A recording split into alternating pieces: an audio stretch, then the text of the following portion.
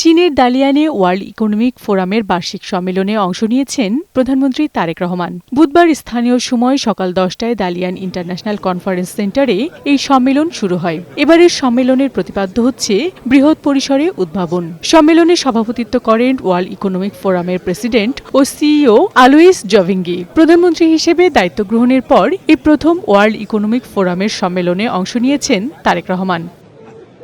গ্রীষ্মকালীন দাভোসে প্রধানমন্ত্রী তারেক রহমানের অংশগ্রহণ বাংলাদেশের জন্য একদিকে যেমন নতুন বিনিয়োগ ও কর্মসংস্থানের সুযোগ সম্প্রসারণ করবে, অন্যদিকে বিভিন্ন দেশের বেস্ট প্র্যাকটিস গ্রহণের মাধ্যমে জাতীয় সক্ষমতাকে আরও সমৃদ্ধ ও শক্তিশালী করবে।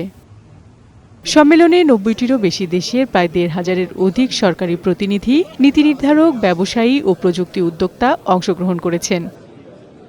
সেশনের সাইডলাইনে তারেক রহমানের সঙ্গে কাজাখস্তানের প্রধানমন্ত্রী ওলজাস বেকতেনেভ সৌজন্য সাক্ষাৎ করেছেন। বৈঠকে দ্বিপাক্ষিক সম্পর্ক জোরদারে দুই দেশের প্রধানমন্ত্রী ঢাকা ও আস্তানায় স্থায়ী কূটনৈতিক মিশন স্থাপনের বিষয়ে একমত হন। এছাড়াও সেশনের ফাঁকে বিশ্ব নেতারা ফটো সেশনে অংশ নেন।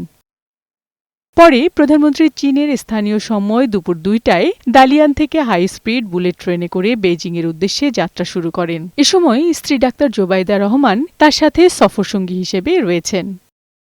বিউটি সমাদ্দার, বৈশাখী সংবাদ।